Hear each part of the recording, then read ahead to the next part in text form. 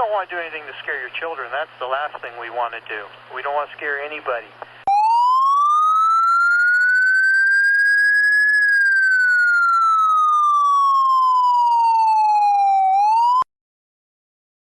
Welcome to our unrehearsed, spontaneous, and informal program. As always, no teleprompters, no cue cards, no idiot boards, no reruns.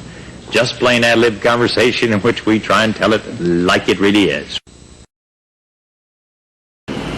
3, 2, 1. Live from Ottawa, V&A presents. Take it away, Vinny.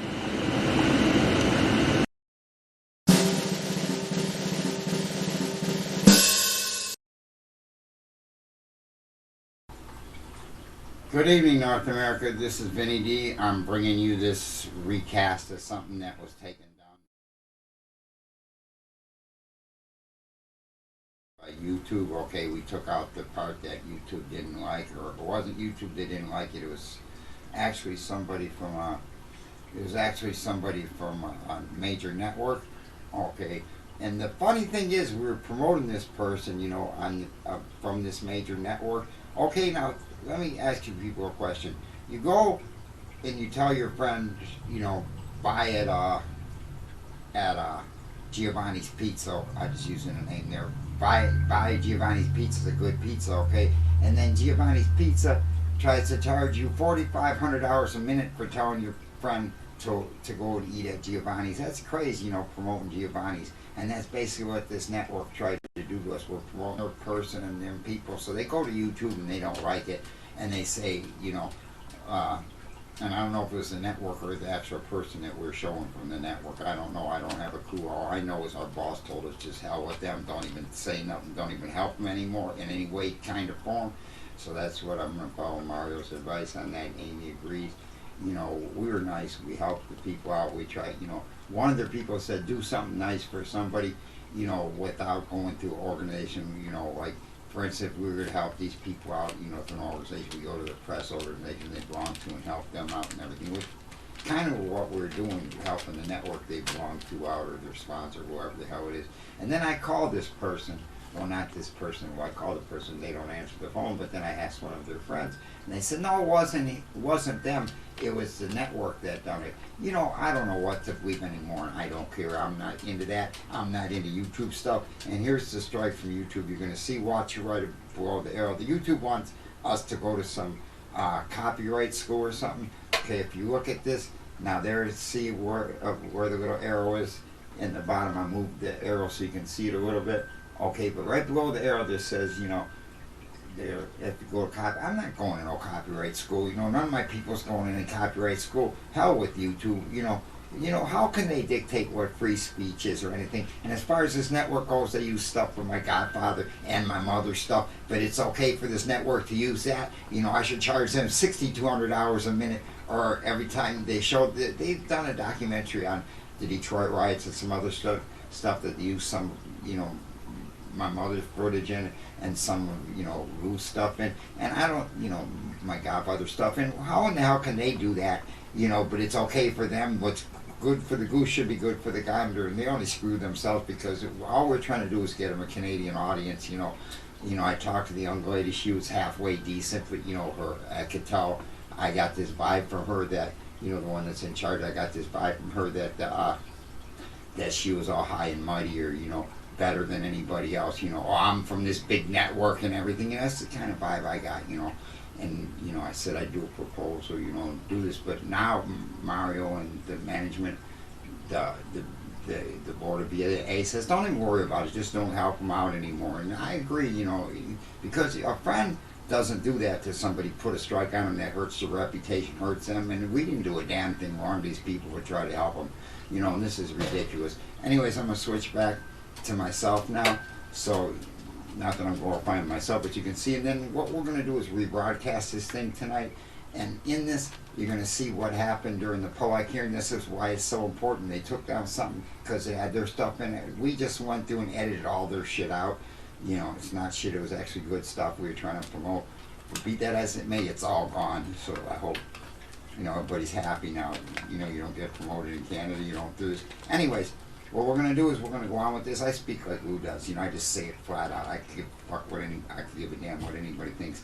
Anyways, you know, this is me. I tell the truth, and this is how I feel. Everything I just said so far is how I feel too. But anyways, let's get on with this, and you can see the stuff from POAC, because this is why we put this video back up, because it's so important to see what happened during the hearing. Now I'm going to ramble on for a little bit, and I'm using the beginning and everything at the end of the cast. You're going to see, you know, after the POAC is done, and you see Jagmeed Singh. That'll be me, you know, just narrating and telling what we're all about here. It'll be minus the person's name that we're trying to promote and everything. I edited all that out, and I took the beginning, what used to be in the beginning of the video, and stuck it at the end, because you should need to see the stuff from the hearing and all that first, and then you can see what's at the end. Without any further ado, let's get into this. Let's revisit this broadcast that YouTube took down and watch it. And I'll be damned if I'm going to any copyright school. You know, why should they dictate to me what freedom of the press is or anything, especially when you're trying to help somebody. You know, YouTube just, you know, and all these people say you got to go here because YouTube don't want you to say this. You know, I could give a damn what YouTube thinks. You know, I do what I do, what's what's illegal, you know, and that's it, that's all. Anyways, here, let's catch what happened, because there's so many good, interesting clips that got taken down, so let's watch it, minus this network guy stuff. It's off of there now, so I hope everybody's happy. You know, I hope they're happy that they lost a lot of Canadian viewers over this stuff. Anyways, or potential ones, anyways. So, because some of our followers got, one just hit 100 grand, you know, other ones got at least 16, 17,000 that watch their cast, you know, and we've got a lot of good people on our stuff, and, you know, we're trying to, you know, you help us, we'll help you. One hand washes the other. I guess it didn't work out that way. Anyways, without any further ado, let's get into stuff that happened at POAC, and then you're going to hear me talking about it at the end of the cast. Okay, I'm not going to do a second thing because this is already long enough. Let's get into, this is the cast that we done. Now I'm going to talk a little bit more after like, oh, you're going to see this at the bottom, Vinny D Commentator. That's going to go because I just want to show you what was in the other cast. Speaks it's the same.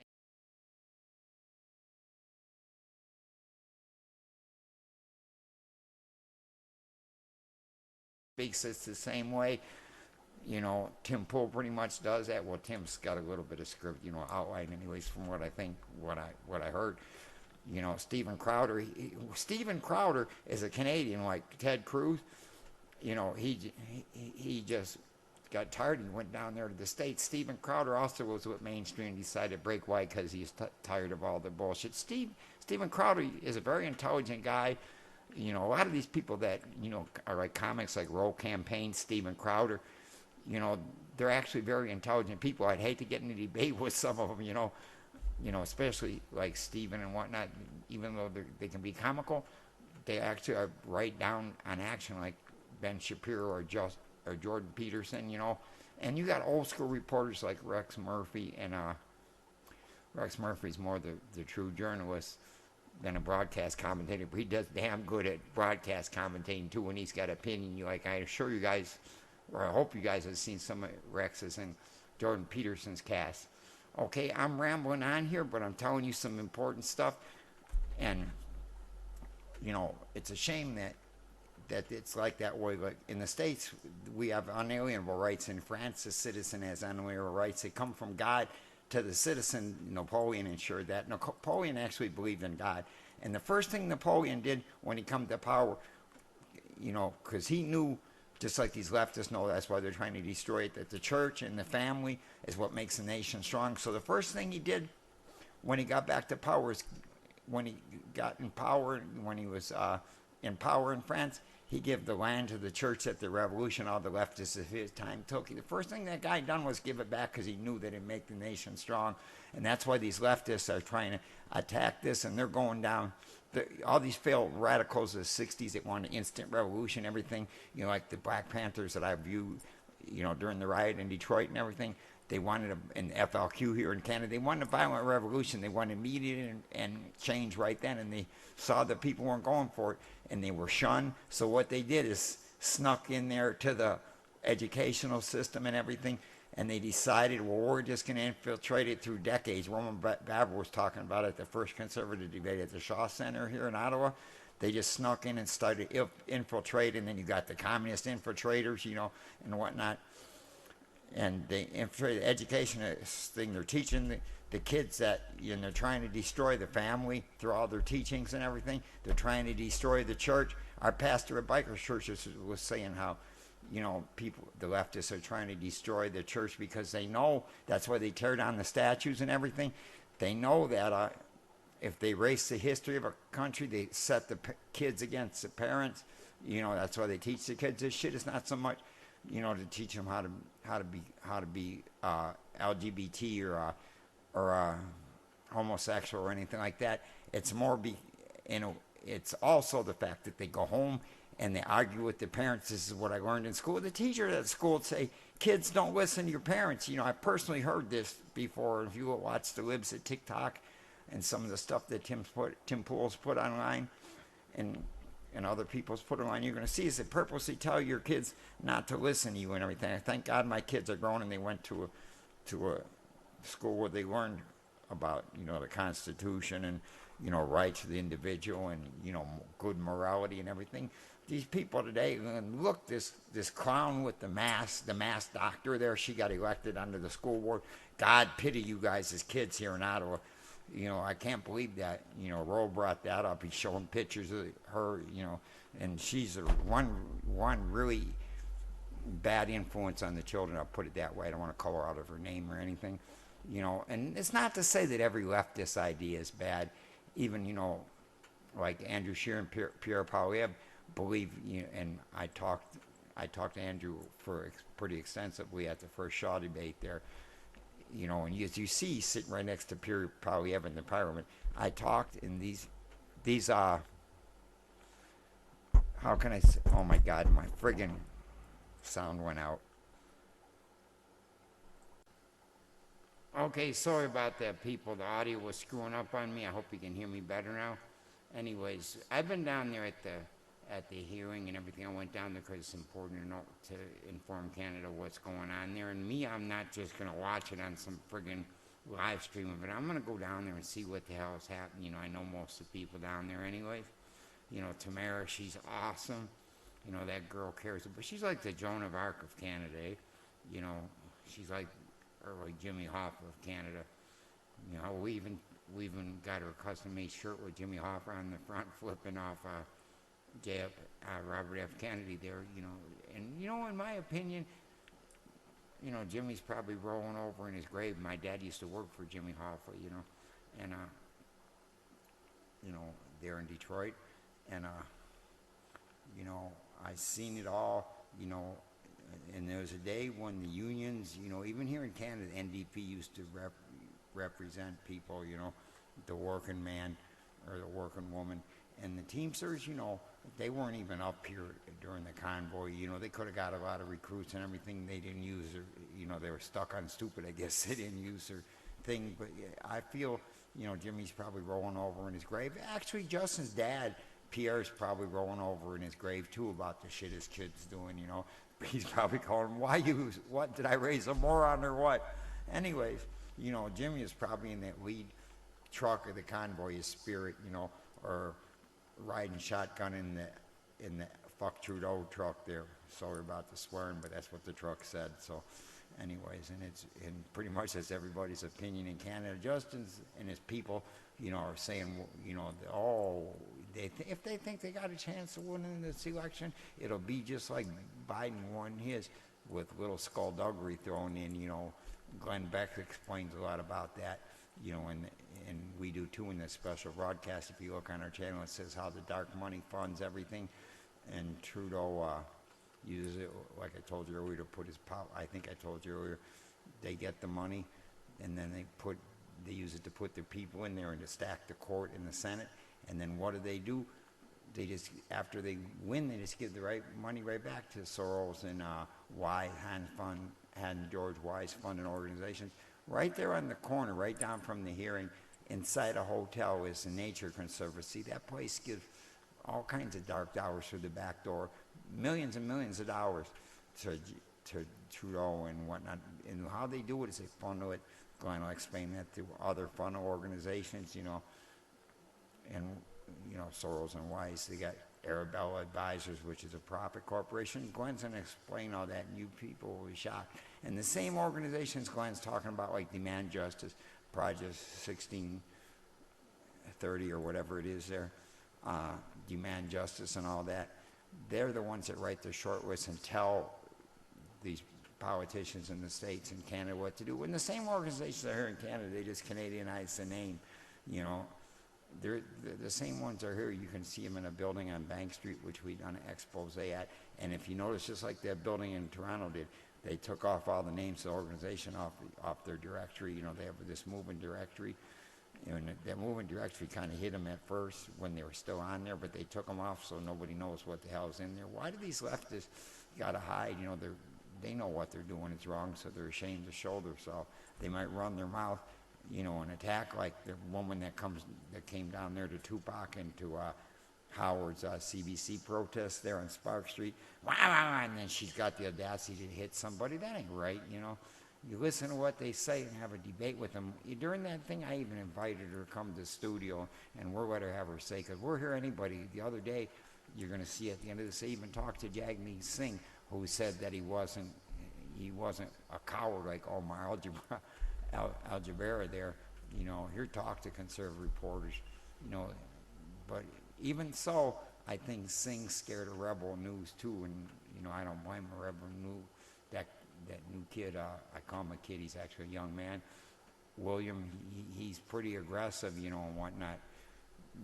Me, I was taught to, you know, give somebody a fair hearing and then hit them with the hard questions like Andrew Lawton does or Candace Malcolm used to do when she was actually out there, you know, being a reporter. Sue Levy does it. You know, Andrew Flory, you know, Rex Murphy, they're wait till they're talk to them, hear them out, and then argue with them. But when you just attack them, then the damn politician, they're not going to talk to you, and you got a propensity and a history of doing that. So really, you're kind of hurting yourself, in my opinion. You know, if they run from you, and the politician that runs hurts his damn self. I had a long interview with Singh that day. You just seeing the tail end of it in here, you know, and I didn't want to put it out there. You know, when I was talking to him, I said, look, Mr. Singh, this isn't being recorded or anything, you know, and whatnot. So I didn't do that, because then the man will trust, you know, tell other people to trust me, you know, because I don't pull no bullshit. You know, I'm going to hear somebody out, you know, and then put it on camera. Andrew Lawton would do the same thing. Andrew's a very fair guy. Anyways, I'm not going to get on no more. I already did it. So remember I just said I went down to the hearing. Here's some of the things that you didn't get to see at that hearing. Sorry about the audio earlier. And so here's the first thing you're going to see, you know, regular Canadians out there. We show, like Charlie said, like we tried to show you Charlie said about what he does in Detroit. We showed you regular Canadians out there in the front. We showed you like Tamara Litch out there, you know, her lawyers out there, and the lawyers, if you notice, they're smiling, they're trying to keep a good attitude. Like Eva even told me, you don't be broadcasting, you know, that we're up against immeasurable odds and get people's things down. You know, they're confident they're going to do good for Canada out at that hearing. But anyways, let's watch these, you know, these scenes that the live streams of the hearing don't show you and everything outside. There's some very smart people out there. There's one guy, he's wearing a mask like an alien, but when he takes the mask off and starts talking, he sounds just like Pastor Arthur and the guys from Poland like Arthur. And then you met Kyle, who's been through the mill. You're going to meet Kyle, who's been through the mill. And then at the end of this cast, we're going to talk about Charlie. But right now, let's get on with what happened at the hearing, you know, off most cameras. But I went out there and caught for you because I want to show you the real people. I just want to show you the high-ups and the VIPs. All right, thank you.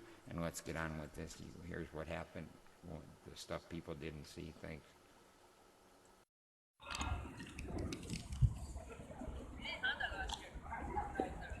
This. Tamara talking. Do this. You got other protesters here. Catching all this. You catching all this, Ro? Yeah. You people in Detroit, like, you don't know how bad it is here in Canada. Like, and Americans have unalienable rights, and here they have rights that the Crown gives them because it comes from divine right. Anyways, these lawyers are trying to get back some of these rights for the Canadians so they recognize them all the time instead of just when the Crown wants to recognize them. Anyways, then we got this freedom fighter going up here. You know. So anyways, cover this. We have it. There's Tom Marzano. So we're doing that. Anyways. See the rebel kids. The rebel kids come from that direction, you know, all the rebel people. They're coming there. It's lunch break now, so we're sitting there doing this on lunch break.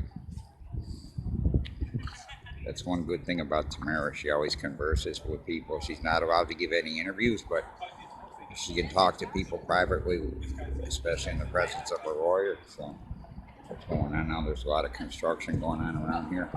But this is a scene at lunchtime from the Emergency Act inquiry hearing. It's Vincent reporting from DNA. And we have it here. All right, I'll just follow with the film a little bit.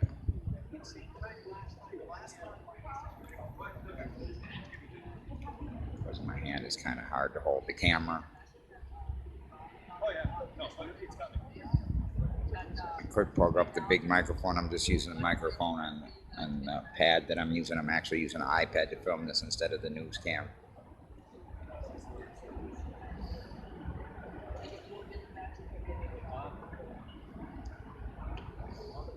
I'm actually using the iPad to film this instead of the news cam. They're having a strategy meeting. Yeah, they have kind of like a little strategy meeting. I'll wait for this. We're doing this here. Talking to Tamara.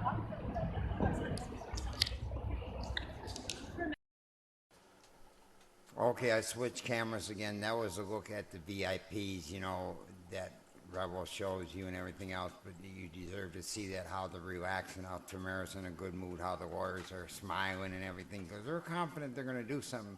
I approached Eva at first and I said, hey, you know, you got the ads really stacked against you. She is, don't tell that, because it's going to discourage people. You know, we know what we're doing. Eva's an awesome lawyer, you know, and whatnot. She doesn't have too much time to talk to people sometimes, but that woman is smart.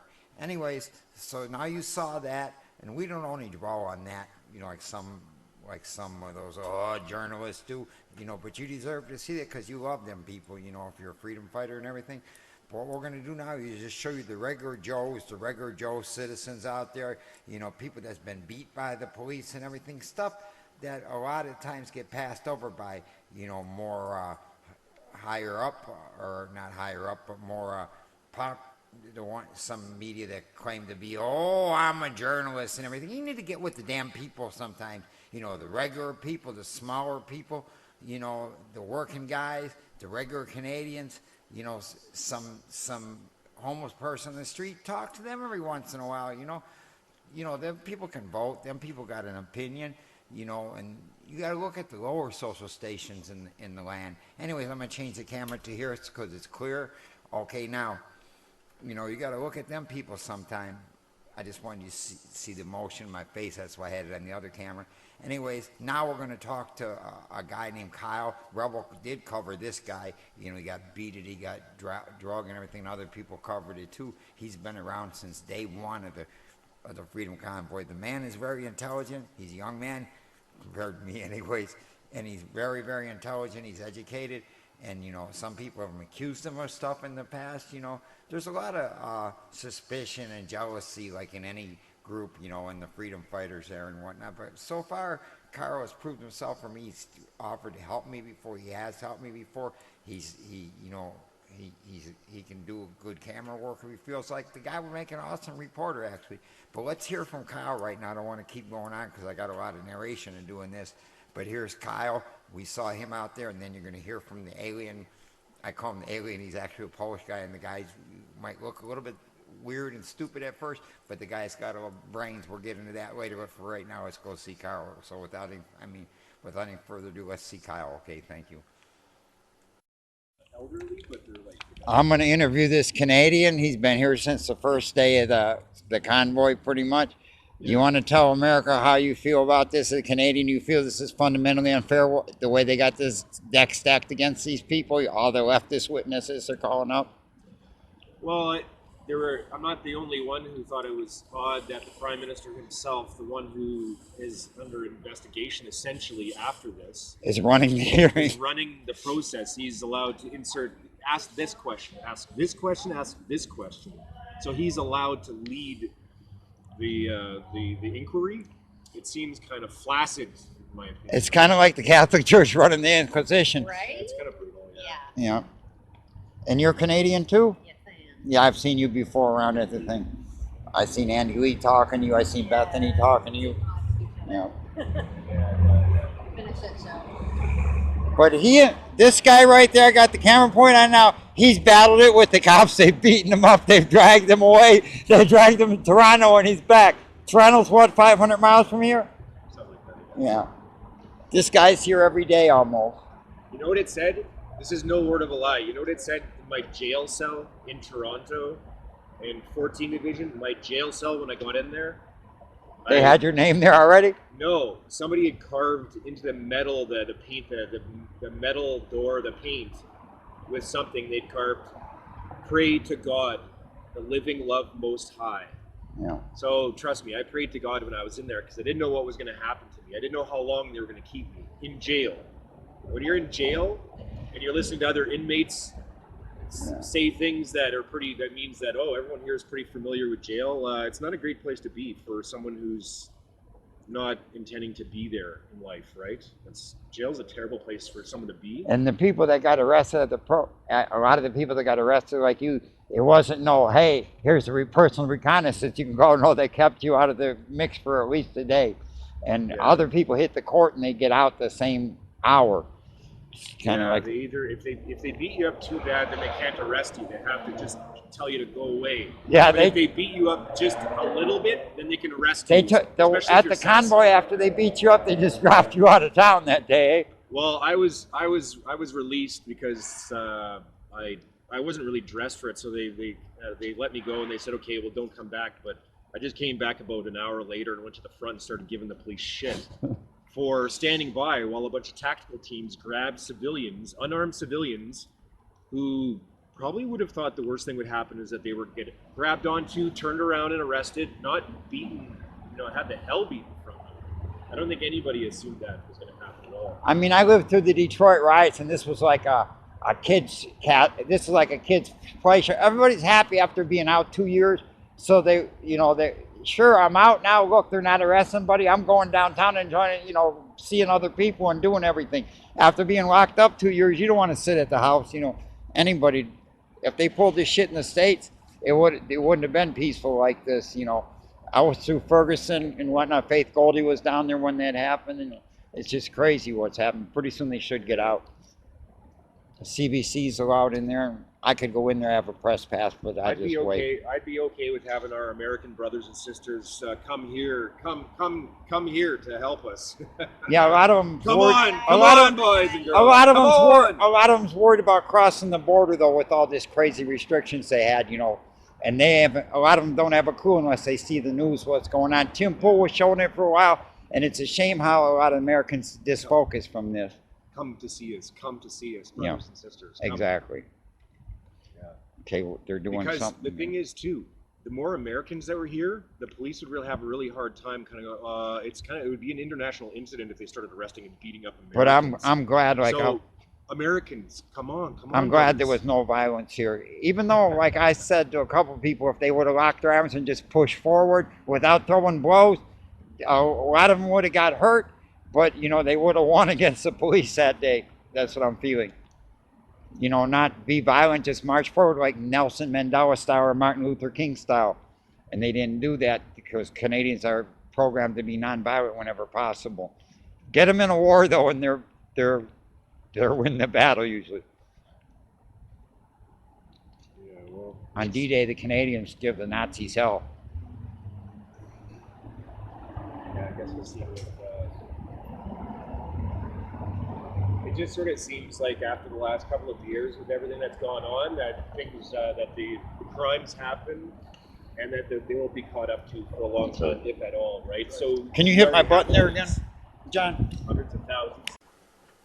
Okay, everybody, as you notice, I got into, my more like, it was hot in here, so I had to take out this too cold, so I went more in a Charlie LaDuff mode here. I don't have the fix shit, he's got a t-shirt that says fix shit or fix it. Sometimes fix shit and fix it.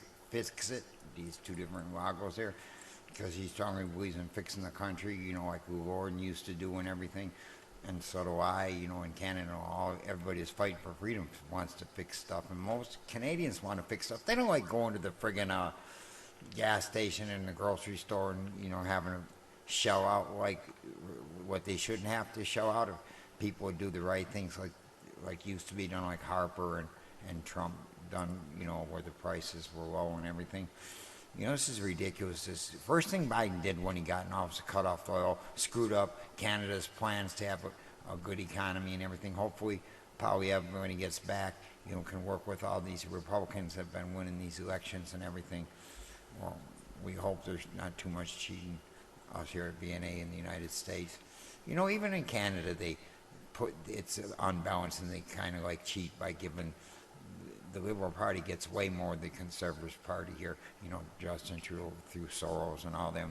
And they use that, like I said earlier, they use all that for Soros and the wise money, leftist money, they use it. And then what do they do after they win? They just give it right back in funding and grants, like a big friggin' money orgy, It's like a wild money orgy. It's crazy, and it's like a system that we got to stop here in Canada. It needs to be stopped. Sometimes I get mad about that, but we got to stop this, and that's the most important thing. People like Howard and everything, the guy that run the protests against CBC and whatnot, people know this deep down their heart that this thing, they just don't know where the organizations are. Bethany from the Freedom Fighters Canada, she knows about it. She agrees, when she got back from Europe there, that you got to start protesting against these organizations. Canadians and Americans too, they just see the most visible target, like Trudeau or Ford or Galt or some idiot in this city, some politician or bureaucrat in this city, and they attack them because that's the most easily visible. And that's what Soros and Wise want you to see. Only want you to see their puppets. They don't want you to see them, the puppet masters. But if it's like the tree. If you cut off the water from a tree, the whole evil trees dies. So if we cut off the funding and get people not to fund because it's destroying the country, then that's going to hurt Trudeau and all the leftist plans in the end. We gotta expose these friggin' nation-destroying son of a... I'm not going to swear too much on YouTube, so they'll cut me down because this goes on YouTube too, not just television. Anyways, so let's get on with this. Now let's see this Polish guy. He sounds a lot like Pastor Arthur. He's going to look really weird when I first throw the camera on him. When I first come up on him, he's arguing with the leftists on a bicycle, and he sounded okay to me. I'm saying, wow, at first I thought this guy was a clown, but he's not a clown. This guy just wears a mask, most likely because in Soviet Russia you couldn't be protesting the government, so they learned how to hide for a minute. But this guy's not a coward. He took off his mask and he just started talking. So let's listen to this guy. His name is Thomas, and this guy's one awesome guy, just like Pastor Arthur. Why are these Polish people, they lived through it. I'm not even going to go there. They lived through it. They fought the tanks. They fought a lot more violent oppression than what went on in this freedom convoy. Even me, I was in Detroit on 12th Street when I was a kid. My mother, she's out there with a 16mm camera doing this for Lou, trying to get some footage and everything. Bullets flying past us. I was 8 years old, at the time. And, I saw things that a kid shouldn't even never see, friggin' tanks shooting into buildings, National Guard having firefights, with M1 carbines. It was M1s at the time, and garnered rifles. They were over there, 30 caliber machine guns. They weren't playing around. That was real violence. This what happened. The shit that Trudeau's saying that and all these leftists like Watts and everything. Oh, we had such violence and everything. There wasn't nothing as we're seeing now in this hearing. because I'm there every day, there was nothing really to call the war measures out for. They weren't trying to overthrow the government. They weren't going to try and seize Parliament. You know what it was? People were locked up for 2 years, and then the party started growing and everything. And that's most people, normal people, because they've been locked up. Oh, I'm going to go down there. You know, I believe in freedom too. I'm going to go down there and be free. You know, I've been locked up. I'm going to go eat some hot dogs and hamburgers. I'm going to talk to people for finally after 2 years and, you know, hug my neighbor and everything. You know, and these stupid leftists didn't get that. They could have just went down there, you know, and Trudeau and the politicians in person and talked. Now, I did notice that Rick Shirelli from the City Council of Ottawa was there, and he was, you know, speaking up for truckers, and then he, in protest, didn't show up to a couple city council meetings because Jim Watson is like a little Napoleon. He wants to run it. You know, there's another councilor, Independent Brockington, at the time said, no, we don't want you to chair this, Mr. Watson. You know, and Watson, I mean, they had a vote. He's got to, you know, we're going to vote on this. I remember that city council meeting very well. I was following it. Anyways, Rick's an awesome guy with kids. And sure, he's made a few blunders like Trump has and everything. You know, he went and bought a bunch of photos one time and everything. But the guy cares about kids and he cares about people. I know his brother very well, you know. Anyways, so let's get on with this. I'm not going to go in there. Let's see this Polish guy, and you guys really need to hear what this guy's got to say. All right, thanks for putting up with this so far. I know it's a long cast, but this stuff's really worth it for you to see, or I wouldn't be talking to you. I don't waste my breath. I hope I'm not wasting my breath anyways. You know, I'm kind of a forceful speaker when I get going, and I talk real fast, but you guys in Canada, or this, you know, you guys are not idiots, you know, and you're good people in Canada, like Charlie's going to tell you in his thing about, and you guys don't even know that they're planning a war, not in Ukraine, and friggin' Haiti. You know, Biden wants Canada to go spend our young men's blood, you know, spill our young men's blood in Haiti there. I'll explain that in a little bit in National Treasure there. And them Haitians are waiting, strapped like Pancho Villa and friggin' George Patton down there, or I mean Ho Chi Minh down there. You know, they're all like guerrilla fighters, gang members and everything. It's not going to be a pushover like Grenada and everything, but we're explaining that, and Charlie will too, because Charlie's trying to warn Canada. He specifically is talking to Canada in the latter part of this other section that's come up. But let's listen to this Polish guy, because he knows what that's like. He knows what civil unrest and everything is like, and he knows what freedom is like, and he values it because he lived in a place where he didn't have freedom. Anyways, let's listen to Thomas here. Thanks. The problem was politics. It was fucking trucks in the middle of the road. No. That was the problem. No. Yes, that was the fucking problem. There was no other problem. Everything else was... Oh, everything is fine, yeah. So the human animals deserve to get beat up is simply is your right. Right there. Are you ready to do an interview? Sir, I don't know what we could talk about. Okay, I'm going to do the questioning. You don't mind this going on American television, though? I don't mind. I hope I can do all right. Okay, let's go over here in the corner then. I'm simply asking the people the question today. Do they believe it's okay for the government to attack the public, basically? Yeah, I noticed that guy was leftist. Without anything, other actions, just attack. Yeah, I noticed that guy was a... You know what I figured today? I figured that this entire thing, with the trackers starting to show up, I truly believe Trudeau went on COVID, leave, only to buy time to build up the narrative that these are not heroes, this is a problem, these are criminals, these are terrorists. So these people came in with large public support at first, as heroes, as freedom fighters, as people who are standing up saying, you know, what's happening, and then got reduced to the media propaganda and the time period that they needed to buy to turn them into terrorists, to send military troops after these. Did you, when I know you're from Poland, yes, were you there when Solidarity happened? Yes, I was. And you fought the communist regime?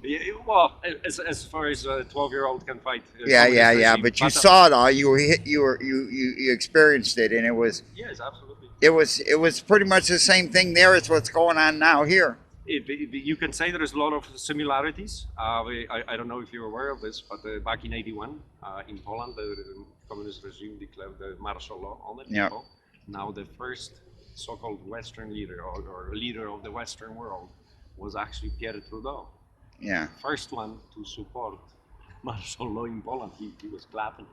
And this is actually same time period as this man is preparing the Canadian Charter of Rights and Freedoms. Yeah, when Trudeau called out the War Measures Act, he had a lot more reason than this kid did, though. I mean, they were finding dead bodies and they were right. The FLQ crisis. Yeah. By all means. This one here, this kid, he did it for bouncy castle. I don't know what he would have done if he would have been in Poland or or in Detroit in the '60s when tanks and they were shooting and is different scenario. However, similar approach from the government. So is it okay for the government to go out at the public and beat them up for raising questions about their lives, about their everyday lives? Our American audience in Detroit's always interested in what's going on in the river. This is a little bit far away from Detroit, but this is where what happens across the river.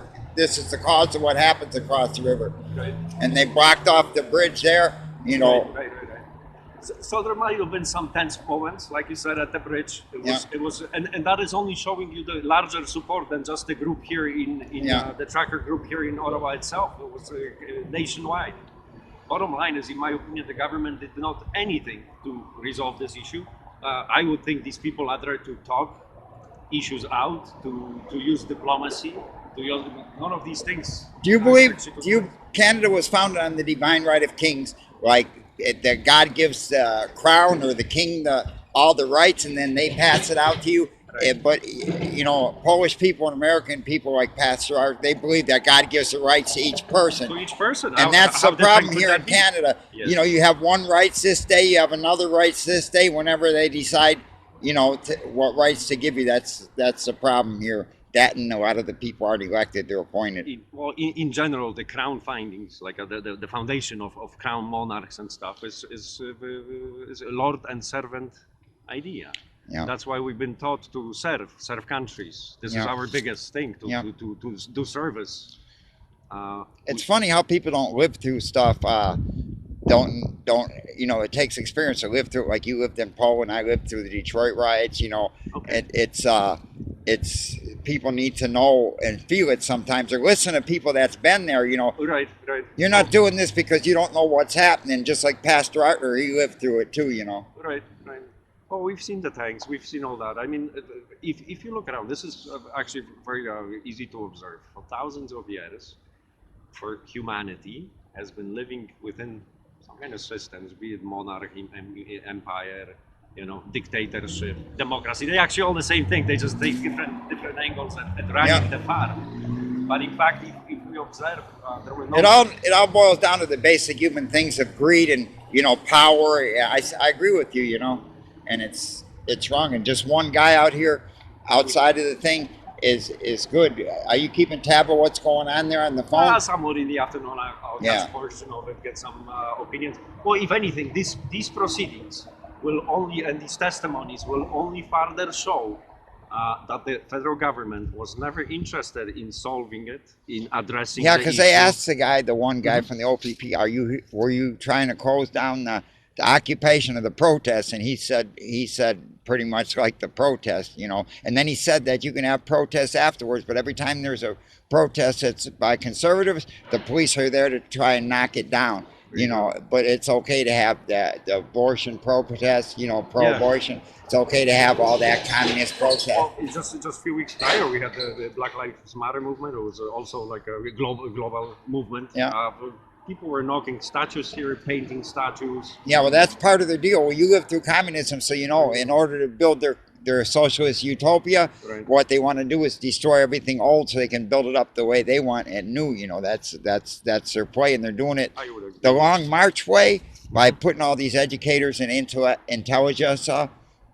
It's twisting my tongue. All the people in the social circles are putting everybody they can in companies that are orientated towards the left, towards that Marxist long goal. All these failed radicals are running our educational system now, and then they teach the kids. They like to teach the kids all this crap because they go home and the parents argue with them because the parents know better. It starts a fight, divides a family. And there you go. So yeah. So this is rooting really deep into throughout every aspect of community, educational system.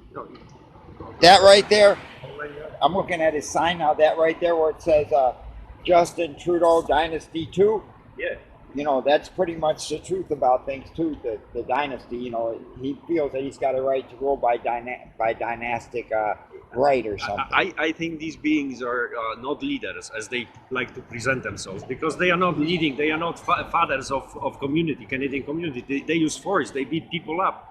They are rulers, not leaders. Exactly. So this is just like a people see somebody with the mask, and what they think that they're all a bunch of nutcases like this leftist that this left you. But you're a very intelligent, university-educated man. I enjoyed talking to you today.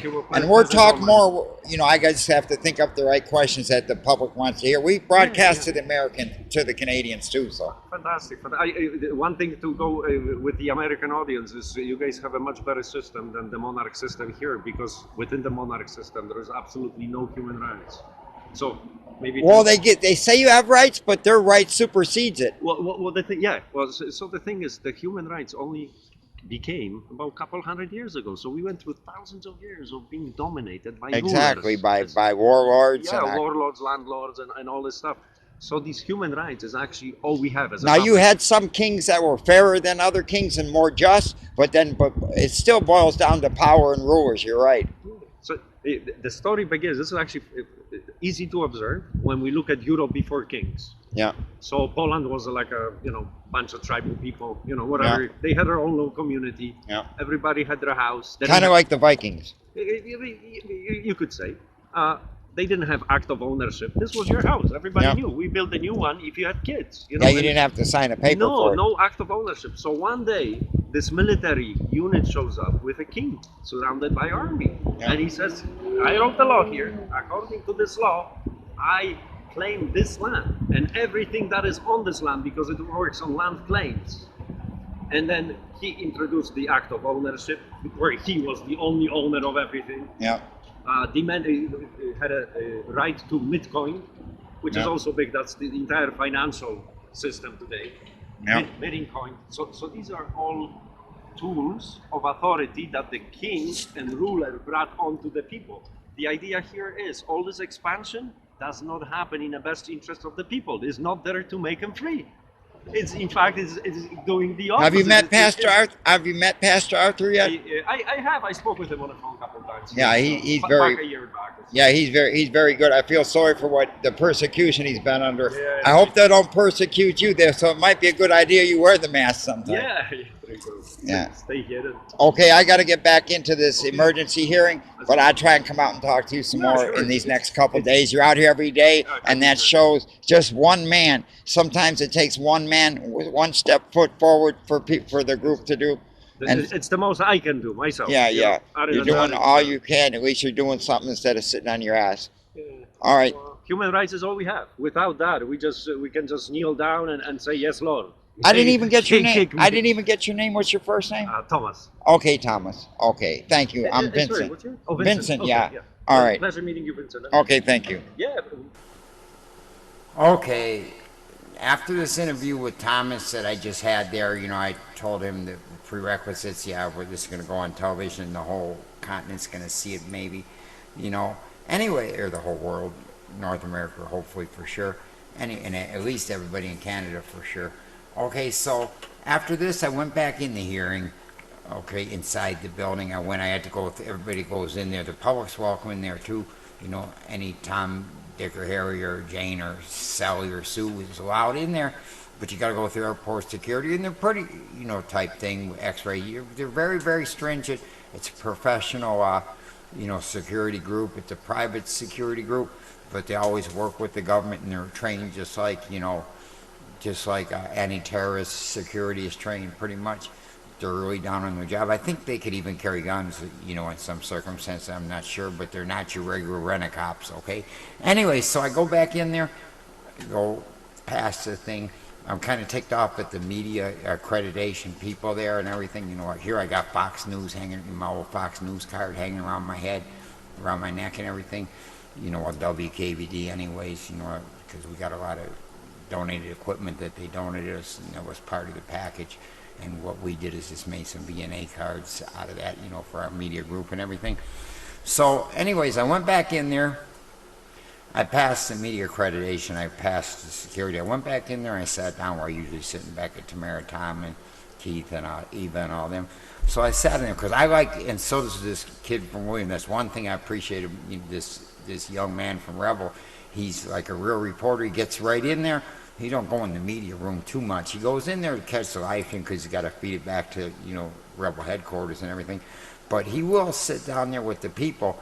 That's one thing about him. He sits down there right with the people, and that's a good point in a reporter, to be there with the people, And so he sat in there, and he listened to. But I sat there, and I heard while I was coming in and outside, because I use the bathroom, I'm watching war campaigns, my buddy Rohan's cast about it, and they're talking about C11 just passed in the chat and everything.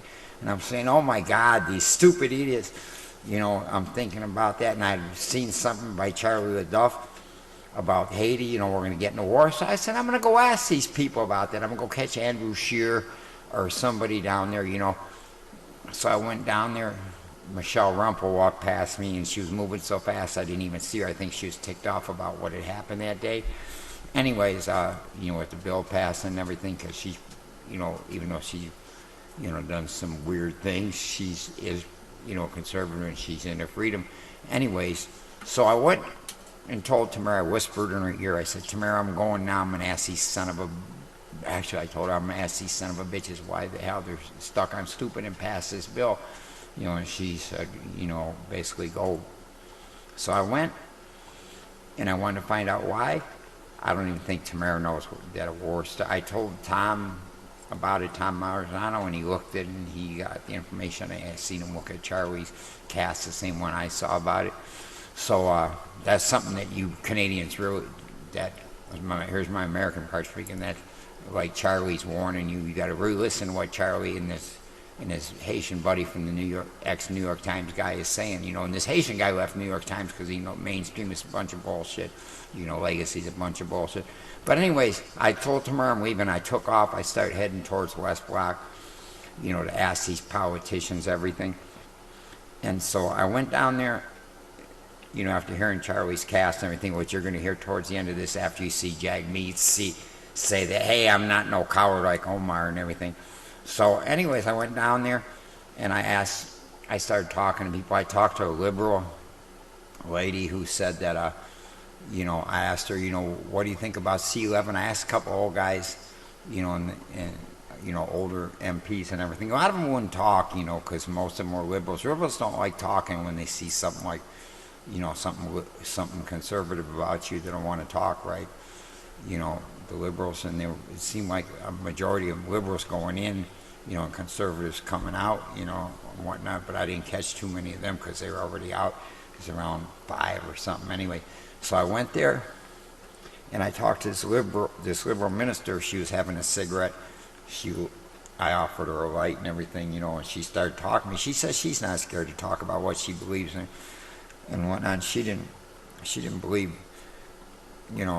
she didn't believe too much on the conservative side, but at least she did give me the time of day, and she sat there and talked to me. And I asked her about C11, and what struck me funny? The woman said, oh, I got to read that. I haven't even read it. I was thinking in my mind, what the hell? How in the hell did you pass this bill when you didn't even read the damn thing? I didn't tell her that. I didn't want to, alienate her or disrespect her. But in my mind, I'm thinking this.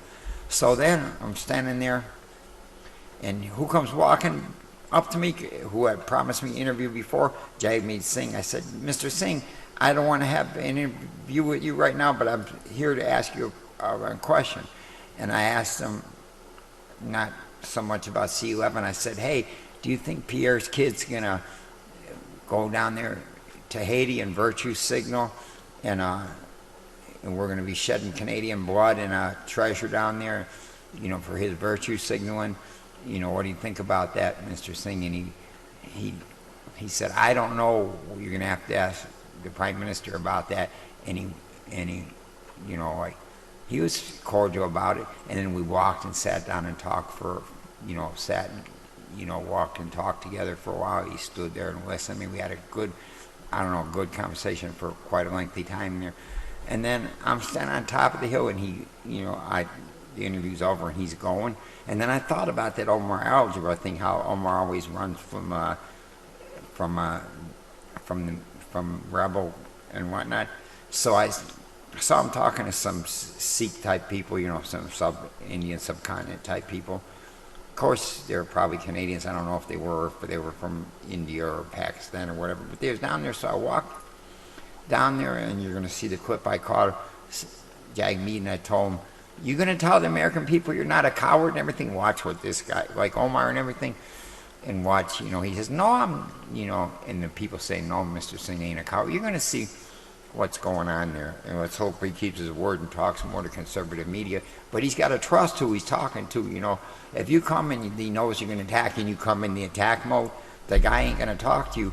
But if you talk to him and you know, later on that day, I didn't put it on video, but I talked to, I forget what the MP's name is. He's an older guy with silver hair, kind of like mine, but shorter, and he's from Shawinigan, Quebec. He's the MP for that area. And that guy, he's a liberal, but he always talks to me, you know, whatnot.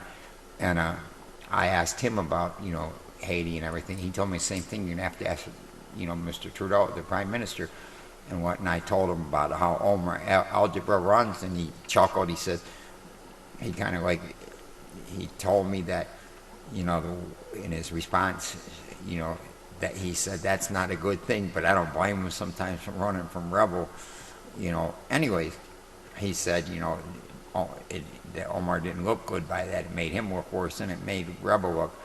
Anyway, so I'm going to carry on with this. You can see all that, and then we're going to play the clip by Charlie about Haiti warning. You guys really got to watch this, you know, and you got to listen very closely. You know, this is some serious stuff.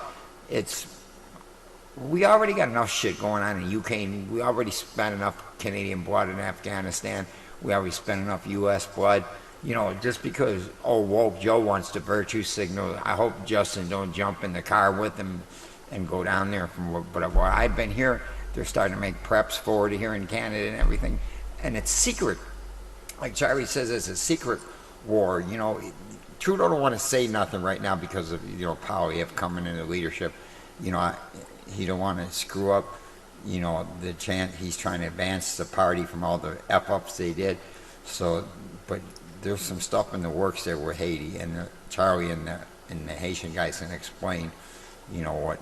And Charlie gives a straight up warning to Canada a little ways into it towards the end. He's talking specifically to Canadians, not just to Americans, or, you know, because Charlie deals with a lot of people in Windsor and everything. Because Windsor's the neighbor of Detroit. Anyways, I'm going to go on. You can see me walking up on Parliament. Then, you know, I'm just showing you the end of the interview I had with Jagmeed when I walked down the thing there, but I was talking to him earlier. And, you know, if other journalists would show that they're going to be non-biased and listen, you know, sure, go ask some hard questions, but give the guy a chance to speak first without coming direct out in attack mode.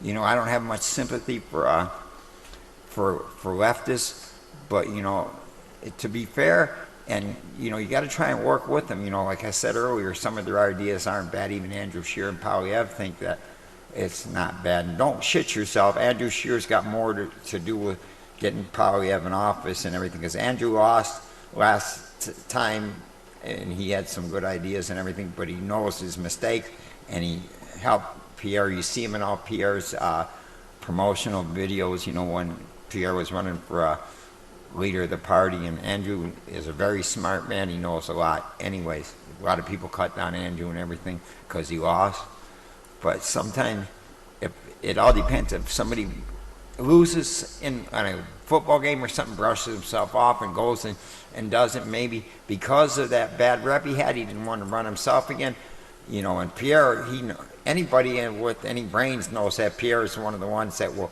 sit there, and he's not scared to. He's in Ottawa here. He's our you know, minister. He's been, and Pierre will give certificates out to businesses when they start, you know, and he will talk to people on the street. Nobody's perfect, you know. Everybody's got little F-ups in life and whatnot, but anything that at least is Canada first and wants to do things and cares about families and stuff, not just some woke ideas. Is, you know, anybody's 50% conservative is, and you know, I think Pierre's going to work with Bernier, and you're going to see more PPC getting involved in the federal government and everything. You know, we're going to see what happens there. But Bernier even was one, you know, agreeing with some of the conservative stuff in Quebec there. Anyways, before any further ado, let's see my little trip on the hill there. You know, because I got pissed off. I told Tamara, look, I'm going right up there to call him out on this bullshit. All right, anyways, okay, let's get on with this, and you can see what happened when I went up to the hill, and you can hear Jagmeed there. Thank you so much there. And then we'll get into Charlie, because you guys really need to hear that. But first, let's see my little John up on the hill. Okay, Vincent de Repentigny at the West Block of Canadian Parliament. I'm sitting here watching everything that's going on. Got tired of the shit show. Some foreign military officers walking in the West Block. I don't know what that's all about. Charlie Leduff said they're ready to move into, he warned Canadians are ready to move into Haiti. So I don't know, more Canadian blood and treasure should be spent on virtue seeking for justice. Anyway, so I'm just watching everything that's going on here, because the hearing's kind of like a shit show there. You know, everybody is trying to to throw Chief Slowly and Justin Trudeau under the bus. Doug Ford's going to appear tomorrow. Anyways, this is how a reporter spends his days. So, you know, real reporter. I'm usually with the people, not with VIPs, but today, so like walking down here, I was with the people. I was sitting behind the mayor talking to her today. Anyways, I'm down here at Parliament and seeing what's going on. I'm seeing if I can meet, if I could talk with Andrew Scheer. I'd like to talk to somebody from the other side too, like Jagmeed. He promised us an interview. I'll see if he keep his word. Michelle Rempel was going so fast, she flew right past me. Anyways, I'm up here, and this is Vincent reporting from the West Block of Canadian Parliament. Okay, it's the 10th day of the hearing, Emergency Act hearing. Okay, I'm watching this. Seems like it's mostly liberals up here today having some kind of special meeting. I don't know if it's since Parliament's in session or not. There's the old Bank of Montreal building. I'm trying to do this here. Anyways, I'm trying to see if we can catch Garnet Genius coming out, talk to him or Leslie Lewis or something. It feels like it's about to rain in Ottawa too. Anyways, I'm gonna let you go for now. If I interview anybody, you know, they stop. They usually talk to me on like Rebels kid, because they're scared of him a lot, which for good reasons, because that kid does his job. He's right there on the, I keep calling him a kid. He's a young man actually, but that young man does his job, and right up there with, you know, question him very hard and everything. Sometimes I feel myself that if he didn't have that reputation of being so hard, you catch more flies with honey than shit or marrow, you know what I mean? Anyways, I'm gonna let the audience go for now, and sign off for now, and if anything happens, I'll come back with the interview. Thank you very much for watching tonight. It's Vincent out.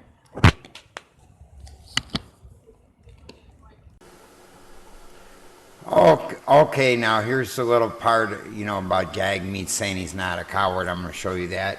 Okay, this happened after I was up on the hill there. All right, so make it quick. Let's see this.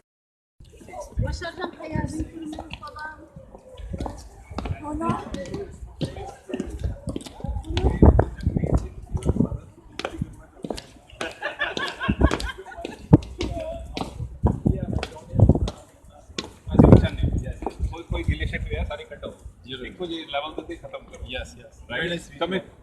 We are from Canada India Foundation. Okay. And yeah, so like we've been. How are you doing? Very good, fantastic. I was just proving to the public that Mr. Singh will talk to conservative media.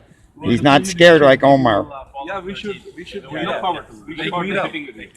Take care. Mr. Singh, Mr. Singh, I just wanted to prove that you're talking to conservative media. You're not scared like Omar. No, not scared. Exactly. Thank you, Mr. Singh. Sikhs are not scared of anyone.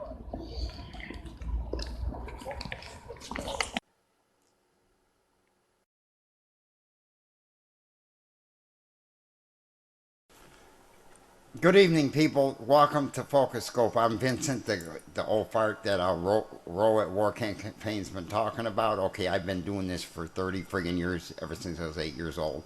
You know, I've been around since the Eisenhower days. I've been to law school like as Levant and Viva Frey, you know, and whatnot. I know my shit, like Roe said. Anyways, that's why you should listen to me, just like, you know, because I've been there, I've done that. You know, I've been through there. I was in Ferguson when Faith Goldie was there. I was in the Detroit riots. My mother used to work with Lou Gordon. Lou Gordon's actually my godfather, and she used to have, Lou Gordon was the Tucker Carlson of his day. I just put that way. You guys can look it up. Anyways, you know, tonight I'm probably going to be pissing off a lot of Canadians. Man, I feel so sorry for you guys, you know, like, and I and a lot of our other people, they left, you know, like the networks and the MSN world, and they decided, you know, to go out on their own because the networks kind of control what you do. They want to hear what you say. And I was doing other things besides media. Actually, to tell you the damn truth, I haven't done this since I was a teenager, you know, and I was working with Mother and Lou there. Anyways, until recently, the last couple of years. But I know my shit because Lou was the best mentor around. You know, we believe in that Detroit discipline where you're out there with the people.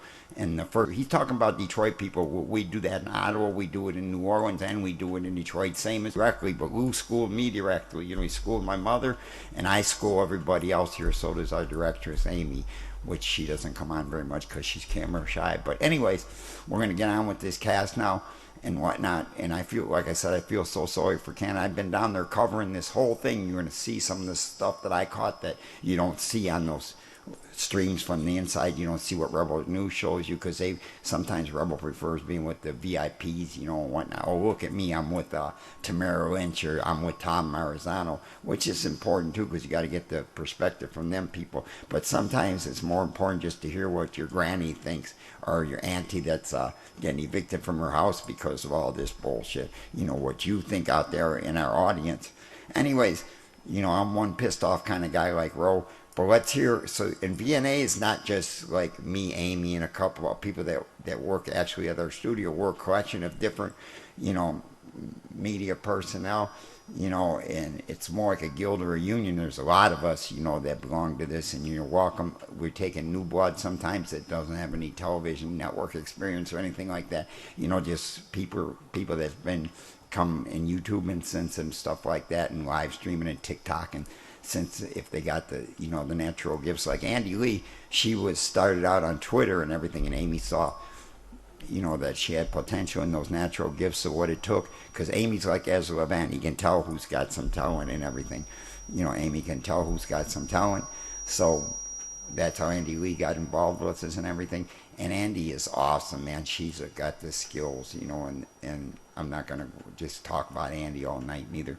Let's get on with what we do. Like, Lou was my mentor and whatnot, and we followed the Detroit real reporter.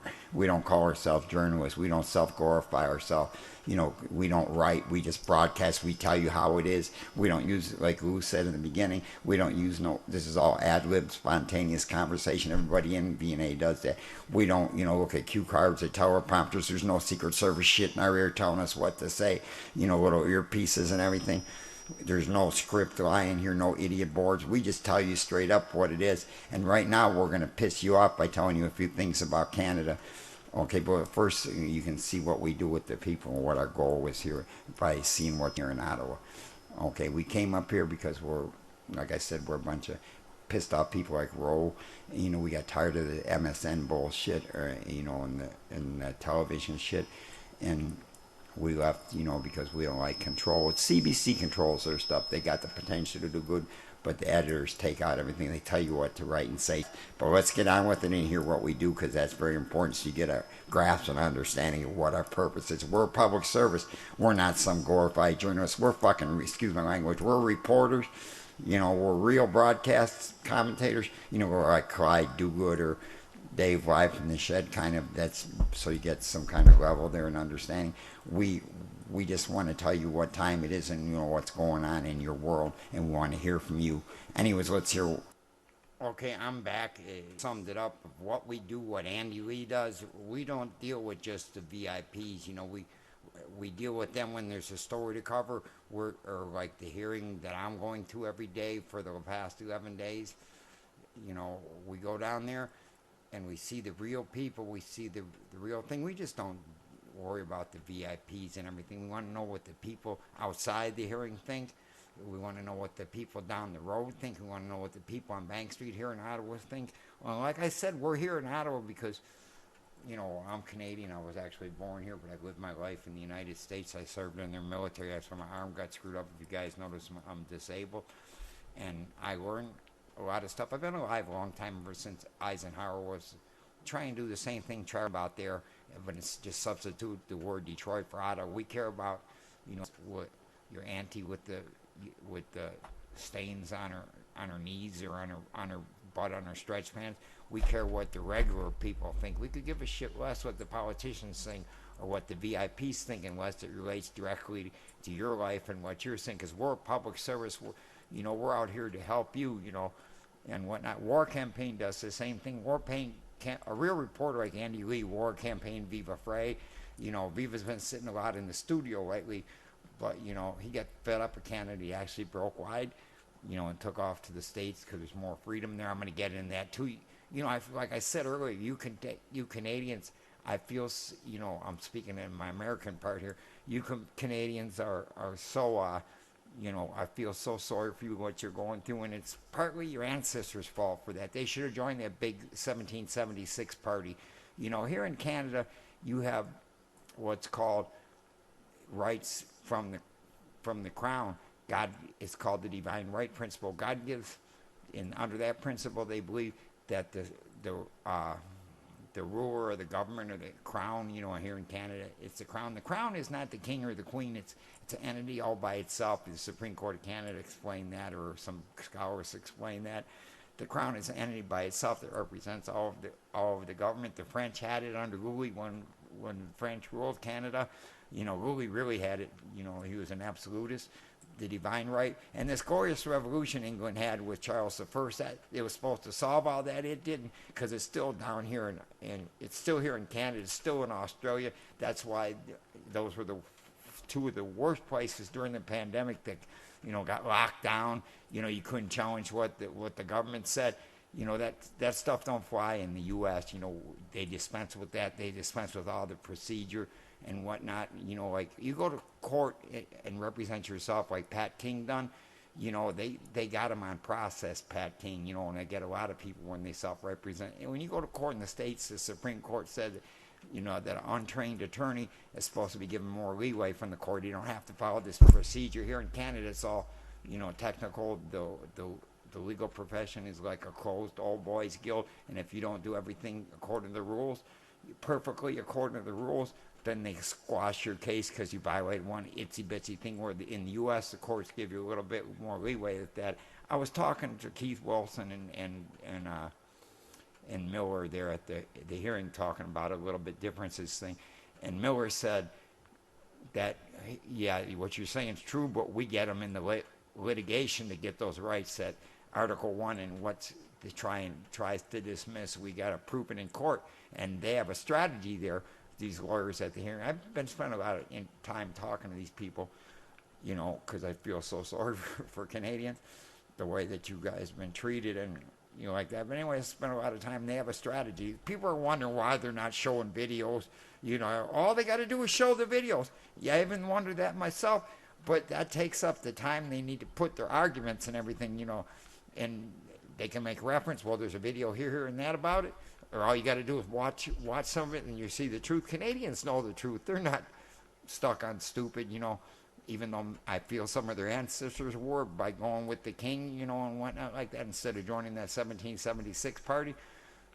You know, I'm getting caught up here. But see, like I told you earlier, everything comes here right out of my brain. I got to think for a second sometimes. It just doesn't. You know, because I don't have it wrote down. There's no idiot boards or teleprompters I can look at. Andy, when she speaks, it's the same